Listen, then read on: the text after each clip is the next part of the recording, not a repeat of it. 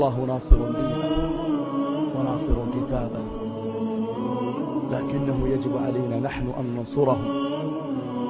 لنعتبر ذلك الطفل الذي يقتل اعتبر أنه ولدك، وتلك الفتاة أختك، وتلك الأم أمك، وذلك الشيخ الكبير هو أبوك.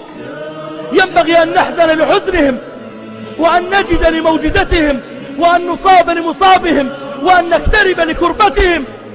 إنما المؤمنون إخوة. هل نحن نقاوها فقط دون أن يكون لها الأثر على واقعنا، على أموالنا، على أنفسنا، على جهادنا؟ أين الأخوة الإسلامية؟ أين الرفعة للدين؟ أين الحرص على نصرة المسلمين؟ أين حق المسلم على المسلم؟ يقول الله يوم القيامة للعبد: يا عبد مرضت فلم تعدني، قال كيف أعودك وأنت رب العالمين؟ قال قد مرض عبدي فلان فلم تعده، فلو عدته لوجدت ذلك عندي. فإذا كان الله تعالى يعاتب العبد: لما لم تزر فلانا لما مرض ولم تعده ولم تقف معه؟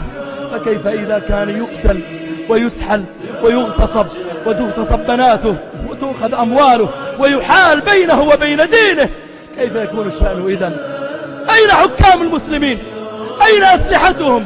أين طائراتهم؟ أين وحدتهم؟ أين غيرتهم؟ أين وقوفهم مع إخوانهم؟ أنا أنتظر من نصارى أن ينصروهم، أنا أترقب في كل يوم قرارا من الناتو أو من مجلس الأمن أو من غيره. أين نصرة الإسلام؟ ماذا سيقول الحكام لربنا إذا سألهم عن امرأة ثكلى وطفل يتيم وفتاة اغتصبت وهي عفيفة؟ ماذا سيقولون لربهم إذا سألهم أين أسلحتكم؟ أين طائراتكم؟ أين علاقاتكم؟ أين قراراتكم؟ لماذا لم تفعلوا شيئا؟ ماذا سيقولون لله تعالى يوم القيامة؟ سيسأل الله أصحاب الأموال: لم لم تدعموا إخوانكم هناك؟ لم لم تدعموا جهادهم ضد عدوهم الفاجر؟ لم لم تدعموهم بمالكم وجهدكم؟ ومن أراد أن يصل فيستطيع الوصول.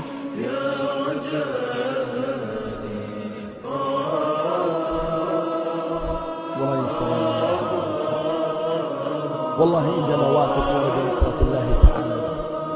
والله إني واثق أن الله تعالى سينصره، وكأني أرى بين عيني الآن هذا الفاجر بشار وزمرته، كأني أراهم إما قتلى وإما هاربين وإما مسجونين، والله كأني أرى ذلك أمام عيني الآن. وأقسم بالله تعالى إن شاء الله أن ذلك حاصل.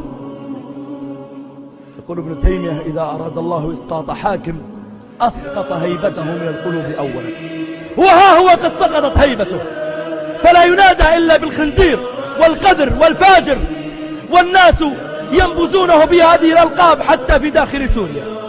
إنني أوجه نداء إلى كل من كان معه في جيشه إلى أن لا يتعاونوا معه على ظلمه.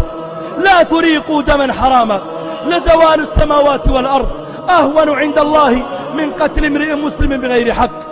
إنني أنادي الجميع هناك إلى أن ينضموا إلى الجيش السوري الحر، وها هم ولله الحمد عقد وعمد ورتب كبيرة عسكرية ينضمون إلى الجهاد في سبيل الله.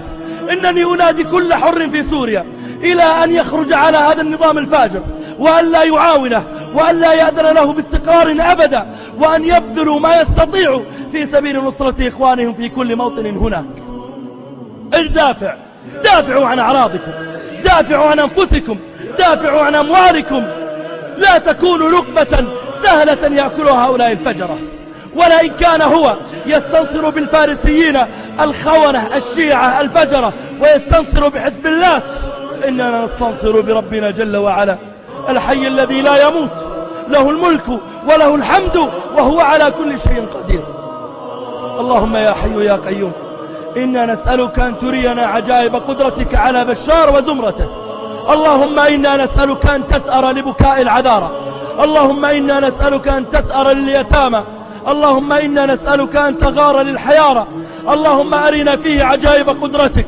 اللهم أرنا فيه عجائب قدرتك.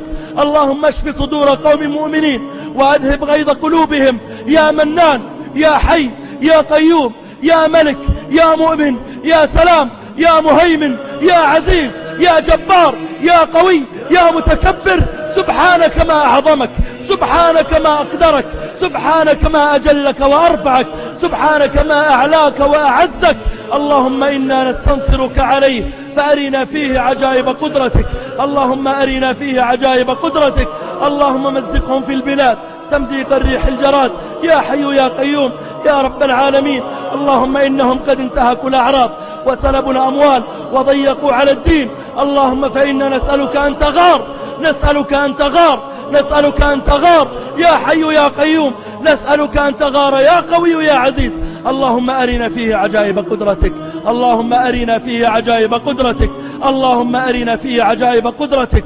اللهم اقلب قوته ضعفا، اللهم اقلب عزه ذلا، اللهم اقلب أنصاره أعداء، يا حي يا قيوم يا ذا الجلال والإكرام يا رب العالمين.